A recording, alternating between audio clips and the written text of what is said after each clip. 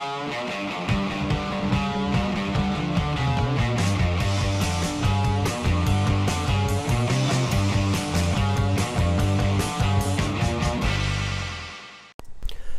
video we start with a hydration chart. Am I hydrated? Aim for clear urine at least 10 times a day. Eat a diet rich in fresh fruits and vegetables.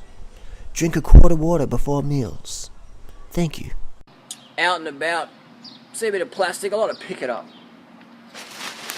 Shake out all the spiders and ants. And I've got a little stash of plastic bags. I drop them off at the plastic bag recycler once a month. This shit went up in the ocean otherwise. If we don't pick it up, who the fuck's gonna?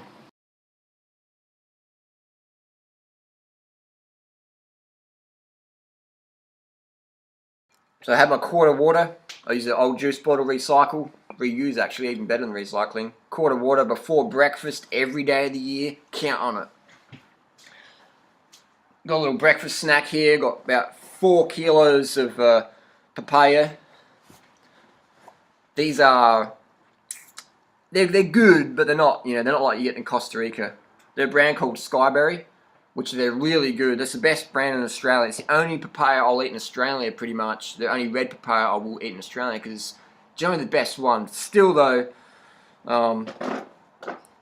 it's not as good as what you're going to get in Costa Rica. I remember going to Doug's event in 2007, and when I was staying near the airport there for a while, the papayas are just fucking incredible. And I was eating so many of them, they're like, "You're selling this, where are you selling to?" And I'm like, "Mate, I'm eating this papaya." And then, no, you cannot eat so much. So then the next day I went back there, breakfast, bought this big box of papaya, brought my knife and spoon, sat there and just ate it in front of them. And then just didn't know what was going on. Then lunch came back, dinner came back, the papaya was just incredible. Incredible, and they were just tripping out. I know in the end they were like really friendly and gave me wicked service and just tripping out. It was pretty cool how much they enjoyed seeing someone really enjoy their produce. But it was just so sweet. It was fucking insane, off the charts, man. Off the charts. So yeah, it's pretty good. It's pretty good. But again, not many calories in papaya. You get about 500 per kilo. So this is $24. It's probably going to give me maybe 500 calories. Not many people can afford to spend $24 on 500 calories of fruit, can they? And that's unfortunate. That's really unfortunate that if you want to eat healthy in today's world, you got to spend a shitload of money. We spend more money on food than anything else. I'll put it out there again that a lot of critics say, "Oh, do it freely, blah, blah, blah." And it's like, how long have you done the raw food lifestyle for? Like 3 days? Would you spend as much money as we spend on fruit? No, you wouldn't. So shut the fuck up. Like, who are these people who have no face or nothing? They're just little trolls behind the keyboard just tapping away. Anyone can do that. Anyone can join up multiple accounts and write anything. But it takes a real person to put their face on the internet, attached with their name, identity, and say, "Hey, this is who I am, and this is what I believe." That's a real person. A real man or a real woman will do that. Versus just be like, trolling. Come on, man. It's okay to troll, but if you want to really have a statement, then share it. Start up a YouTube account and share your opinion. With a face. I don't care. But when people hide behind fake accounts, that's fucking gutless, man. That's gutless. So stand up, show your face, and say what you believe in, and that's fine. It's just when all those little gutless people hide behind fake accounts. And, why? Why are you so scared of doing right and freely? We're not going to do nothing to you. Just show your face. Share your opinion. That's all you have to do. Let's answer some questions. So I got a question. How are you disappointed that Doug and Christina have just washed over this whole Woodstock Fruit Festival drama in their recent videos by not mentioning it at all? What are your thoughts? Well, not disappointed. I was disappointed at the start because I didn't expect that sort of behaviour from Doug and Christina. Now I expect it. We expect it. It's not disappointment. How to be disappointed in people is have expectations of them. You know, we expected Doug and Christina to be supportive of us and not, you know, do what they've been doing. And so when they did that, we were disappointed. But now we expect it. It's no disappointment at all. Because it's like the weather's changed. The tide's changed, you know. It's like picking up a good papaya, paying good money for it, and you taste it, it's like, oh, it's sour. If someone, when you know it's going to be sour, then it's alright. You just like drop it. So, for me, I remember in school, a teacher said, washing over a subject is a sign of guilt. Where you just pretend it never happened. And you see a lot in pro sports or in politics, they won't even address a question, they'll just be like, business as usual. Business as usual. So that's the card Christina and Doug have done. Doesn't make them bad people, but it just shows the level of integrity we're dealing with. So that was disappointing for us at the start, but now we've you know, we'll ramble on about it a bit, but we don't hate Doug or Christina. We understand that's the sort of people they are. And maybe one day they can improve on that, and that would be great, because they both have a fantastic message. But it's a disappointment that their character doesn't match the level of message they're giving. And you see it. You see how Christina deals with people who aren't famous or like Beyonce or whatever. And that is very telling of someone's character when you just brush people off, or then you use people as a stepping stone just to further your career or whatever. I'd say a problem would be that if you have... testing this mic out here. Is this even working? Doesn't even seem to be working. Anyway, I'll keep talking. When you have one of your goals as significance as a primary goal in life, then you'll just tread over everyone. But that's the highest value in life, significance. I'd say my highest value in life would be contribution. Contribution would be my highest value in life. And a lot of people know that, and they're like, you know what? We can trash Drew and Ryder and Freely. All they care about is getting the message out there. We can, you know, demote them, write them off, whatever. They'll just, you know, they won't care because they just want to get the message out there. We can do it. They can be our doormat. We can walk all over them. You know what? We'll change that. Fuck that. Not anymore. That's still our highest value contribution versus significance. So we're still going to do that, but we're going to do it in other areas. So,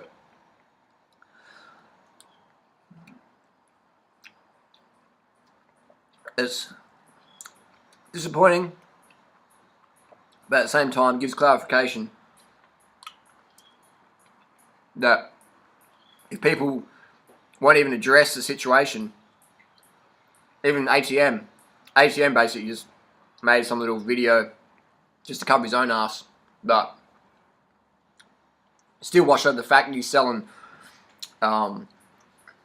fish oil, chicken collagen on his Young Living Oils affiliate links, and affiliates himself with that sort of company, and then says, oh, well, it's basically the same as if you got an Amazon link to sell a book. It's like, no, it's not, man. You're working for a company, a little agency, a little multi-level marketing agency that makes a lot of money selling an animal product. It's not the same as working for Amazon with some affiliate link to sell a book. But hey, it's easy to convince people. Sorry, it's easy to fool people rather than convince them they've been fooled. It's easier to fool people rather than convince them they've been fooled. I'm not sure if it's something in America. People are easy to trick over there, or I don't know what it is. But then again, I've got a lot of American... No, I don't know. It's weird, but it seems like Americans are more trusting. They're more gullible, in general. Not a stereotype, but then here in Australia as well. And I love America. I love Americans. I'm not being racist enough. I'm just saying that in general, it seems like Americans are easier fooled. But then again, in Australia as well. Maybe just because there's more Americans, it seems like they're easier to be fooled. And it's easier to hustle them and scam them and that. But it's the same in Australia. I don't know. What do you think? Is it are Americans more gullible than Australians? Is it... Why don't other people call that bullshit like me and freely do? But then again, you got a few Americans that do. So it's... Yeah, I don't know. What do you think? What do you think? That'd be a good study to do, wouldn't it? How would you do that one? Who's more gullible? Let's go another question.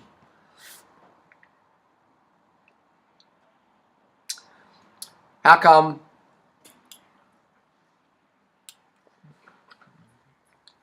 raw food gurus say raw is law, but they eat cooked nuts? Is that just an exception they make for themselves so they can stay on the pedestal? I would say it is. Because, and I was like that as well. You think, oh, yeah, I eat a 100% raw food diet for 5 years, or whatever you count the end of the days, like it's some sort of competition. Doug says, I've been 100% raw for 20 years. And Christina says, whatever, 10 years or 8 years, whatever. But they eat cooked nuts. So it's a bit of a, you know, it's, I think if you, and I was saying to Don Bennett the other day, you know, he eats cooked nuts. He goes, no, I don't, no, I don't. And I'm like, you do. You don't eat 100% raw. You cook Brazil nuts, they're steamed. So the shells crack easy. No, they're not steamed. Like, Don, relax, it's okay. It's okay, you're not going to go to jail for eating steamed nuts. But maybe it would give some people a nervous breakdown for them to say, the last time I ate cooked food, technically was last night with a tahini versus 20 years ago or 10 years ago, 3 years ago, whatever. I think people just need to relax, step back, look at the bigger picture, and eat healthy.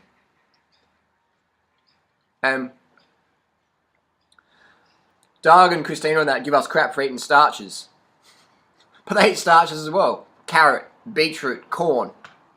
I'll tell you what, steamed corn digests way easier than raw corn. Way easier. But we eat raw corn, and it's hard to digest because we don't want to lose that raw food paradigm. But you're not doing something good for your body. Eating a lot of raw starch.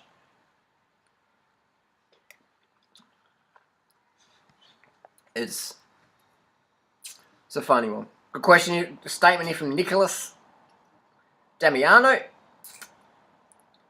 Unrealistic in my opinion, bad advice to tell people to eat fruit or skip meals. It's hard enough to get people to go vegan, let alone 100% raw. I agree with that one as well. I remember for a small time in my lifestyle, I remember flying to Los Angeles and Costa Rica and that, and if I couldn't get food, I'd fast. Then I'd get off the plane and I'd be like, just like fucking, 24 hours not eating, traveling, immigration, carrying your bike luggage, and then you get off the plane, you're just like, then someone meets you and you're like, you can barely fucking hold conversation. You don't want to talk to anyone because you're just like, let's go get some food or something. So I quickly ended that, but I never ever told anyone really to fast during a flight because I remember, just getting into LA one time, getting on the bus, this raw food cafe. It's called Leaf Cafe, getting all this nut butter stuff, and eating that, and then jumping back on the flight back to Australia and just feeling so just shit. So I can understand when Doug says don't eat food unless it's fruit, but he doesn't even do that.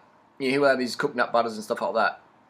So I think it's, I don't know, man. I really want to educate people on what actually works versus put myself up on a pedestal with this perfectionism, purity mindset. But I don't even fucking do it. Doug doesn't even do it. Christina doesn't even do it. you're guaranteed to have your audience sort of, you know, semi-fail, aren't you? Because you're not even doing your program. How can they do it then? So, while it's a great paradigm to have, I think if we become more transparent, more real with people, and less cutthroat. I mean, just voting freely and doing right, you know, off the pioneers list, and just basically saying, you know, this is what we think he is. After all the years of support, it's just aren't we trying to help people, like, versus compete? People say, hey, what are you doing now? Like, look, we're just being honest now. We're not starting any of this. We're just being honest.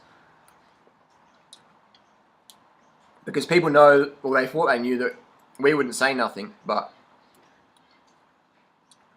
the reason why we are saying things is because we feel it's going to help the movement shake down a bit, settle out, and then people can see what's going on. A house of cards, or whatever analogy you want to use, it becomes more real. Whatever movement becomes more real, people can see for what it is and do better at it, get more results. Versus constantly beating themselves up because they don't eat fully raw, when the people who promote that lifestyle don't even do it themselves. So, relax, carb up, fruit's always your best option, have a starch backup plan, whatever works for you. If it doesn't work for you, then move to Thailand and get your fruits. Simple as that. You won't ever hear us saying that vegan starch McDougall meal is better than fruit. High quality, tree ripened, high Bix value fruit. We're not going to say that. But we understand that you can't always get the good fruits, or you might not be able to afford it. People are saying, there's another comment I got here. Yuan says, Harley, you're all over the place. Doug sticks to his plan. Well, he doesn't, but Harley eats fruit, pizza, sugar, pasta, etc. Stick to one thing only, Durian. If people can't eat fruit only, then they should eat whatever they want to eat. And that's why we have the fruitarians who are fucking going to McDonald's or eating, you know, whatever, animal products, fish, etc., barbecued ribs, Reese's Butternut Cup, whatever they're called, eggs and stuff. Because these people go, I can't have starches, it's got to be raw, so when I fall off the wagon eventually, go back to whatever. And that's what we see, but we don't want to promote that because it doesn't work. So, and we don't want people going back to a half jar of tahini, like Doug will say he does. We don't, because it's not healthy, man, eating that much tahini. One, it's too much fat, you don't get enough carbohydrates, and it feels like a brick in your gut. So, we want to give people a backup plan.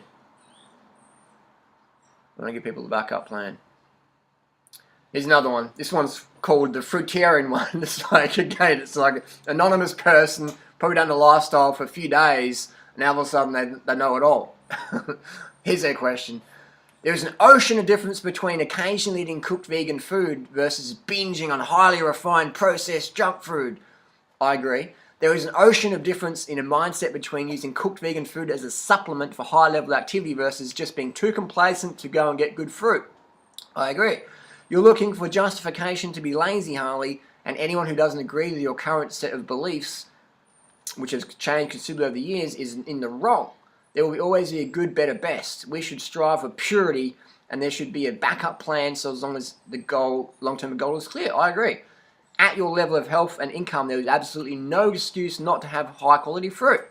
You can't get high-quality food in Australia, then you should simply move to the good food. Finished. If you can't get good food in Australia, then grow it yourself.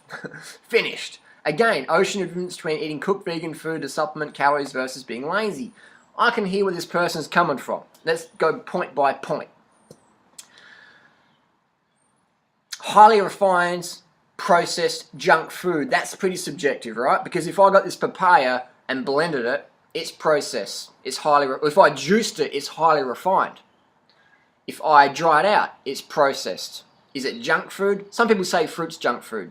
Some fruitarians say certain types of sweet fruits are junk food, so that's very subjective. But it's a bit of a soundbite. Highly refined processed junk food. What does it mean? Doesn't really mean much, because you can get really good food and make it highly processed junk food in some person's book.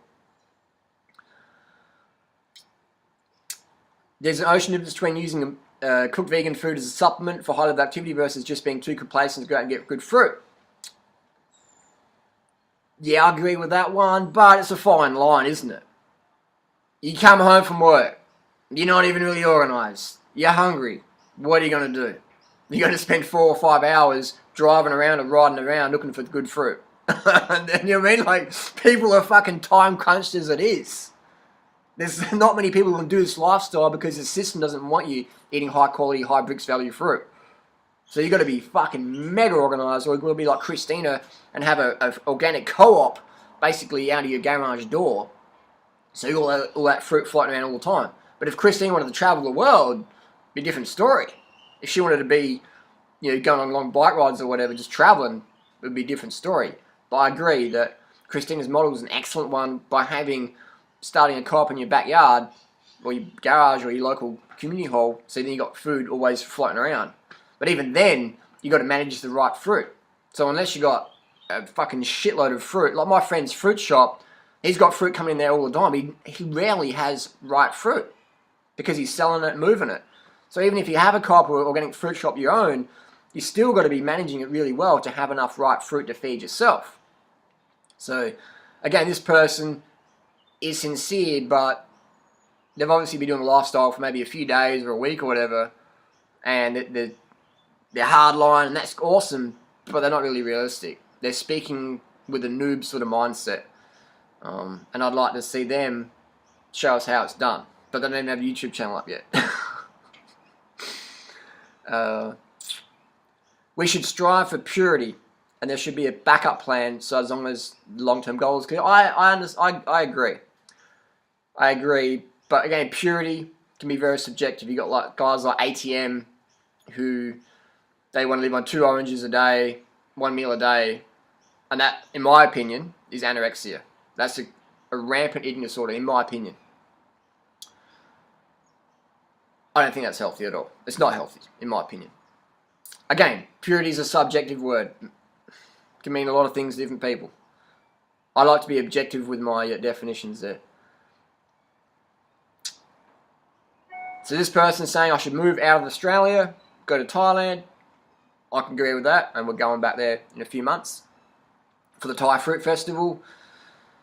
If you can't get good fruit in Australia, if you want to stay in Australia, you have to grow it yourself. Well, people just think you chuck some papaya seeds in the ground and you come back tomorrow and there's a fucking 2-meter papaya tree growing incredible tasting fruit. I'll tell you what, from the farmers I've spoken with, the organic farmers, minimum $2 million Australian to have an organic farm producing enough fruit for 2 people year round. $2 million minimum. People are like, no, that's not right, Harley. Like, you can buy a block of land for $20,000 somewhere. Yeah, but there's no water. The soil's fucked. You got to have water. Water's very expensive in Australia. Very expensive.